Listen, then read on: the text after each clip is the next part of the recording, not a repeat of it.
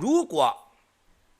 这个生离死别的时候出现的时候呢，那么能不能改变？可以改变的啊。那我们来看一下啊，如果呢，这个我们再查一下看啊，黄丽红的是在2013年这个癸巳年结婚的。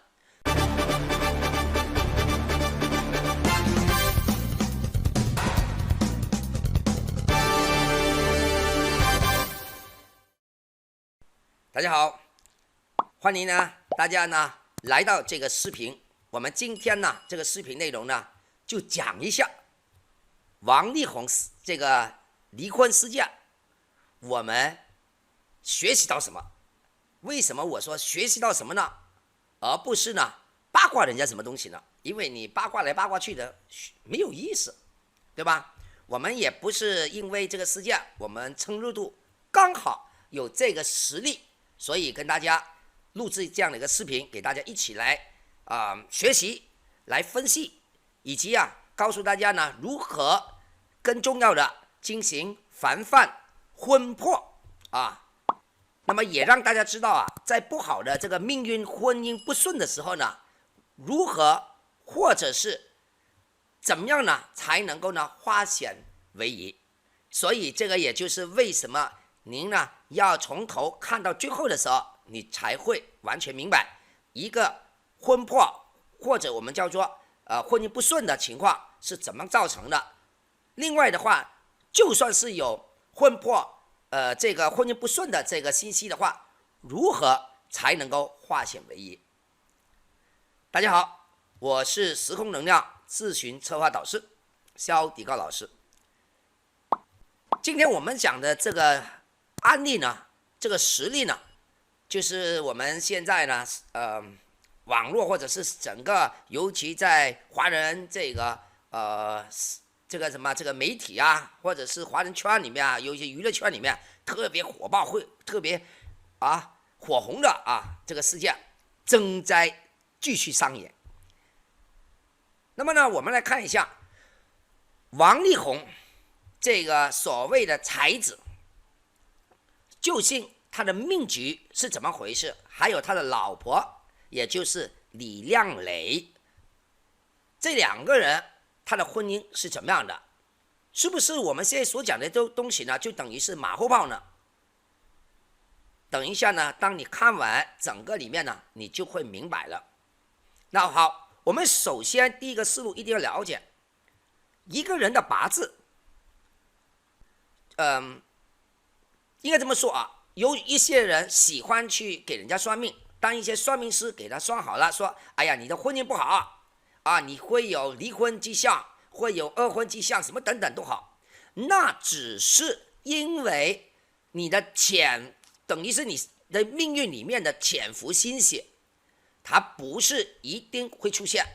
就如同这个人的体质弱，他一定有这个体质弱，可能对肺不好。那么如果你很好照顾的话呢，那说不定的话呢，这一个人一生里面都不会因为肺部的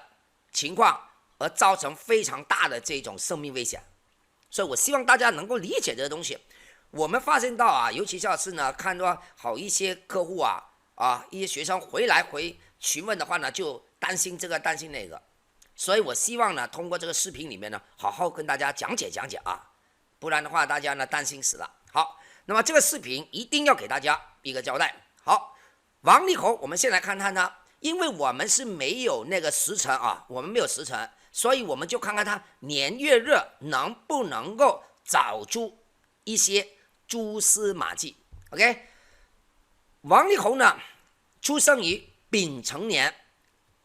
癸巳月己巳日，时辰不说没有嘛。可是呢，大运呢是丁酉，也就是2012年大陆了。那么到了明年2022年的时候呢，刚好是10年。可是在这个时候呢，他还是在走丁酉年的丁酉大运我们叫做丁酉大运的时候。好，那个李亮蕾呢，他的老婆，他的夫人呢，那么是丙寅年壬辰月，还有这个戊子日时辰我们也不知道啊，那我们就按照这个男的还有女方的这两个的八字进行配合交配啊，因为两个人在一起嘛，就是说两个人在一起就产生一种动能，那么也就是说跟王力宏一模一样出生的年月日，包括时辰的人吧都好，这么几千过万个人同一个时间出生的时候，只有王力宏找到另外一个人，就是这个李亮磊呢，他的八字呢跟他配对而产生的一种的信息，记住啊，我们想讲一种的信息。所以我们刚才讲李亮磊呢是丙寅年壬辰月戊子日大运呢己丑，记住啊，是己丑，是2009年到2019年 ，OK。可是有些人说，哎，肖老师，他不是已经过了吗？为什么你还要看2009年呢？等一下我们后面会继续说，所以千万不要走开。好，接下来的话呢，就是从2019年，也就是大陆了戊子年，这个不是戊子年，戊子大运啊，戊子大运，也就是说现在走的是戊子大运。所以呢，通过这个两个里面大概有一个概念的啊。那么我们通过这两个的八字里面年月日的八字啊，年月日的八字里面呢，不是八字吧，6个字吧啊，不要是八字了，6个字里面呢对比，记住啊，是这两个的八字里面的对比 ，OK 产生的这种工整的结果呢，而得到，也就是说，当王力宏呢，他娶了这个老婆，娶了这个八字的这个人为老婆的话呢，这个男人呢就会得到什么？得到的是那一个效应的能量，也就是他老婆所给他带来的这种能量。OK， 那么这个他老婆呢，李亮磊呢，这个嫁给了这个老公以后呢，这个女人呢将会从老公的这个能量那边吸取到老公能量呢是什么呢？她是基本是财星啊，她老公的位置在女人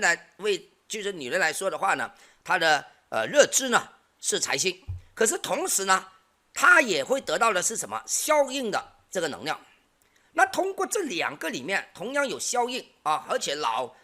这个老婆里面呢还得到老公所带给她的财星，也就是说这个老公呢，当他娶了这个老婆的时候呢，现在我们所讲啊是单一啊，记住啊是单一的八字的这种动能量来看啊，任何的命理上面呢，命局上面必须要记住肖老师所讲的，必须是时间加空间加人事物的结合起来，才是一个人的这个命运能不能够产生了吉凶祸福。OK， 所以如果只是一个时间，只能够说它有这个信息，记住啊，我们讲信息。那因此呢，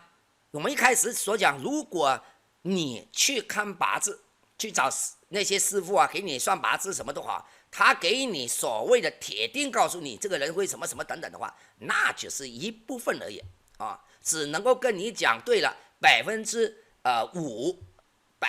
的那么一点点的信息。那如果那个大师说就是这样子，那你给他1000、10000个人，你说同样的八字人，是不是每一个人那一年就离婚呢？不是啊，对吗？好，那我们就回到来这个地方，我们来看这两个人的信息当中啊，这两个人的八字当中呢，个别啊，两个人的个别八字当中呢，婚姻呢就带有了这个婚姻不顺的信息。记住啊，婚姻不顺，很多人会有婚姻不顺，不代表就一定会离婚。记住肖老师这句话啊，婚姻不顺不代表一定会离婚。那什么的情况呢？因为呢，婚姻不顺只能够说是他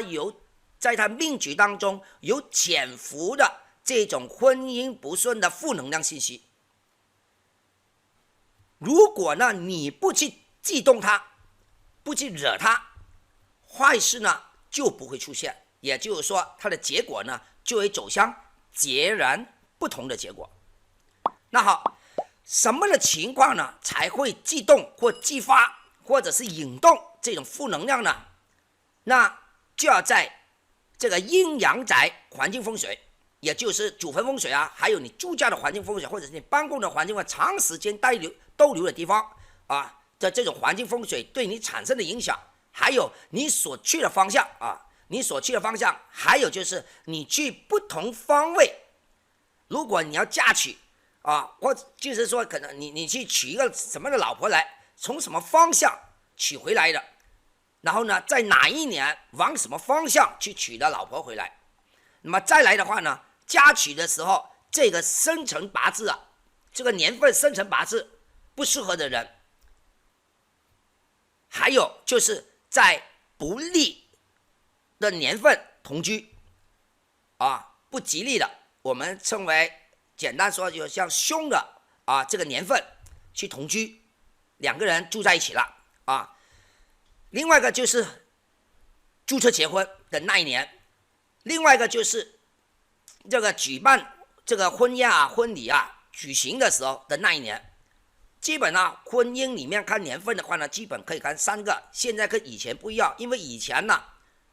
说白了就是结婚前人家都没见面，就是在那一年注册，那一年立刻去摆喜酒，然后的时候过后的才洞房，对吧？现在呢，3个都分开来，所以这3个信息都基本都会存在。那我们今天呢，只是有个概念给大家，如果大家有兴趣的话呢，在底下那边的话留言。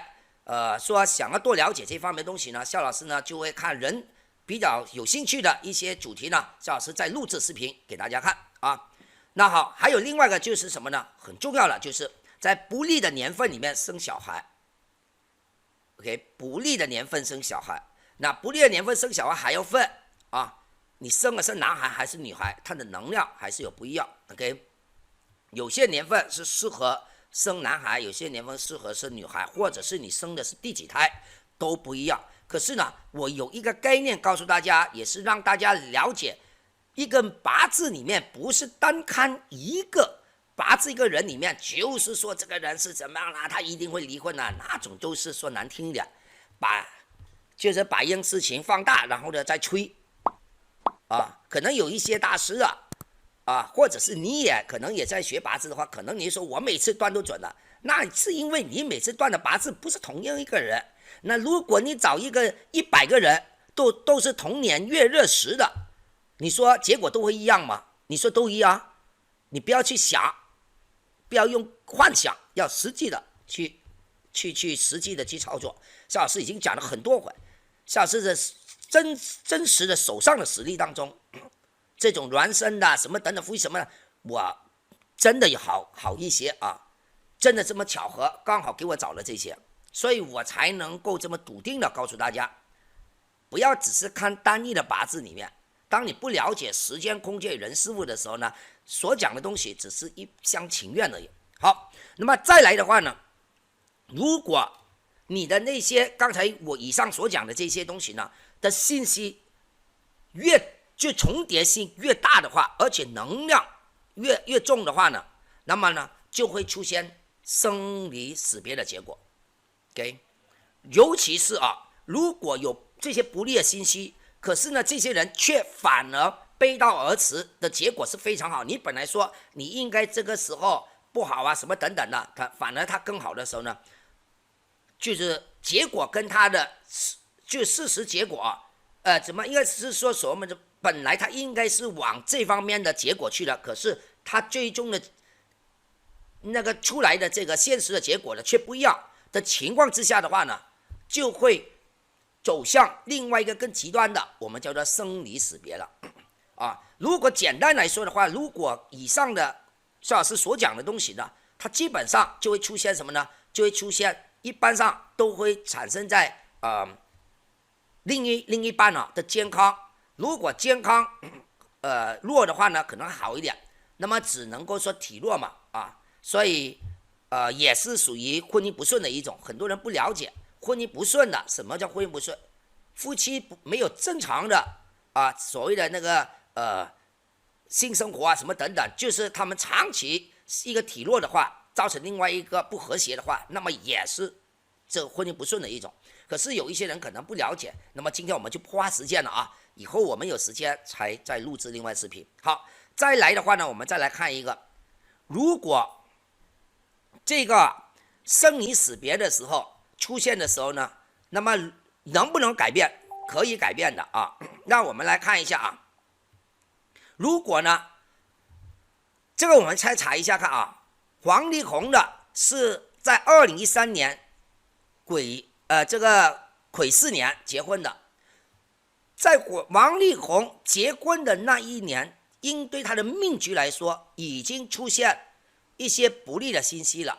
这个已经我叫潜伏的婚姻不顺的信息了。可是呢，在2014年，他的甲午年的时候呢，他生了第一个女儿。这个年份生了第一个女儿的时候呢，也对他造成麻烦事开始出现了。麻烦事开始出现的时候呢，会体现于多方面，其中一个是在事业。如果他的事业越好的话呢，他就会转换成他的感情事情上面 ，OK， 或者是老婆啊，或者是如果是王力宏对他的就是另外一个老婆，他老婆的话呢，他的另外一半呢就是他老婆，他老婆的话健康就会下降，或者是麻烦事 ，OK， 因而麻烦事而造成他也会出现麻烦事 ，OK。那如果他事业越成功的话，如果他事业不成功，反而说难听一点，还平平淡淡的就要过，反而没事了。那么到了2016年的时候，又在第二年的，就是说第二次的时候怀了第二胎女儿的话呢，又在丙申年，丙申年的时候同样一样，那一年也在继续的加重了这种的不利的信息、麻烦事，还有这种这个什么纠缠麻烦事啊等等东西出现。所以呢，这种两个能量的话，继续在加重这个人呢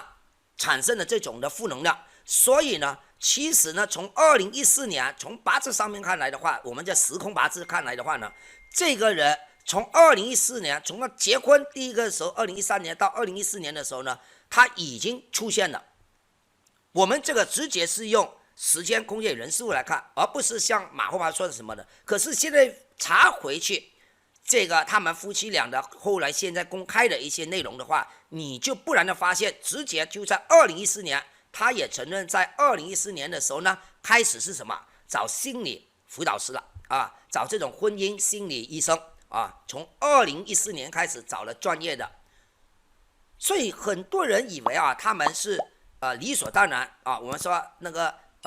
互相因为不了解什么的，什么不了解，他们还是了解的。问题是为什么会产生呢？是因为这个能量。所以再来的话，到了2018年的时候呢，戊戌年生了儿子，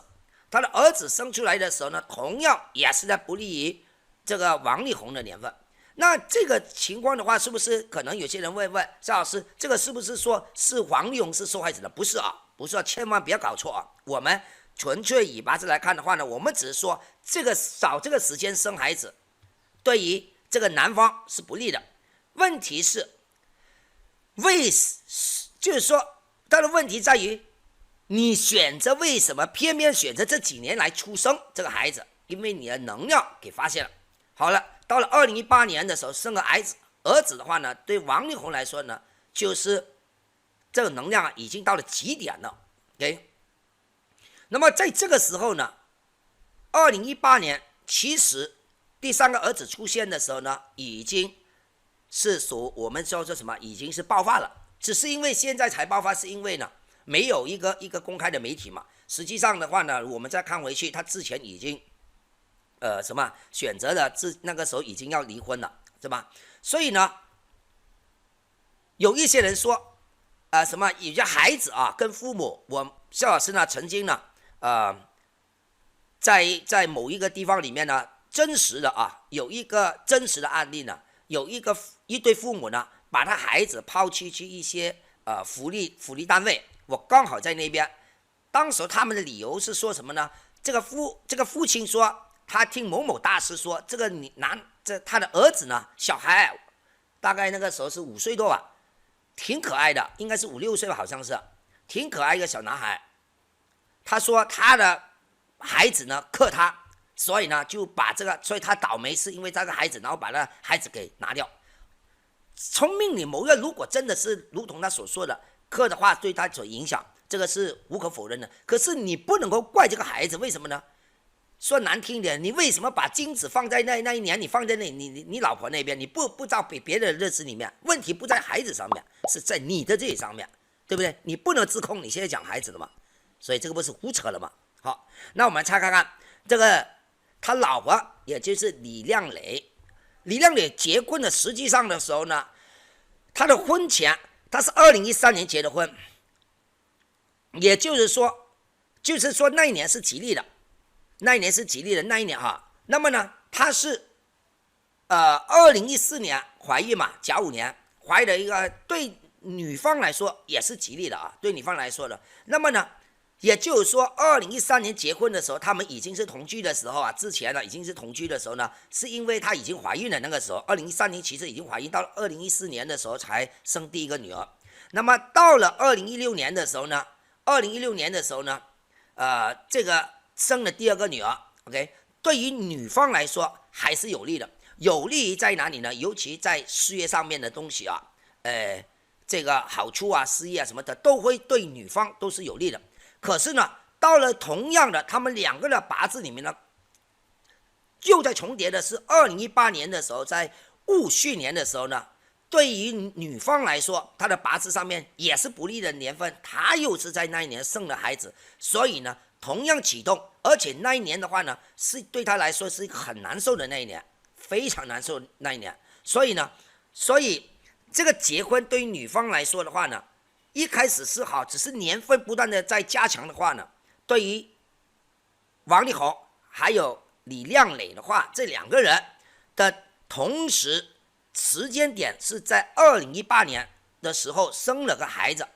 这个是其中的另外一个关键点。所以好多人说他们因为性格不合啊，这个男的是渣男啊什么等等，他为什么是渣男？他以前也是渣男，为什么你那个时候偏没有发生事情，对吧？为什么这个时候？这个就是一种能量的关系。可是不应该，可是你也不要以为说，哎，既然是这样子，我可以到处说，啊，就是这样子啊，我的命啊，不是。因为我们讲到这个东西，就要告诉大家，婚姻好与坏是能够什么的选择的。如果既然你知道你的命局，如果假设说他们知道这命局的话，你只要制约克制在多哪一方面，尤其在哪一年份里面，那你就会更加的有利了。所以说到这边呢，肖老师非常的负责任告诉大家，千万别怨天尤人，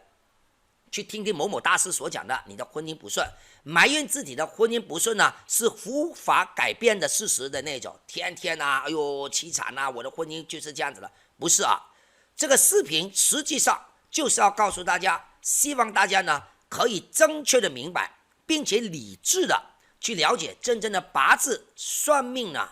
不是坊间那些算命师所讲的宿命论。命运里面的婚姻呢，实际上如果我们很好去看待，提前做很多的这种防范或者是选择的话呢，实际上婚姻也可以找出一个幸福的美满的婚姻。所以希望大家呢听完这个视频，你觉得有用的话，给大家去分享。时间有点长，可是无论如何呢，肖老师希望呢这个视频里面交代了更多的东西，让大家真正了解。如果你想要了解更多肖老师的这个这个视频啊什么等等，欢迎一定要点击啊这个什么这个叫什么 YouTube 的这个订阅频道啊，然后呢优先关注，还有肖老师的 Facebook、YouTube， 或者你想要更多了解咨询肖老师的服务还有课程的话，欢迎在下方那个这个说明栏那边呢找到肖老师的 WhatsApp 或者是 Telegram 或者是微信与肖老师联系。我们下一次有机会再见，拜拜。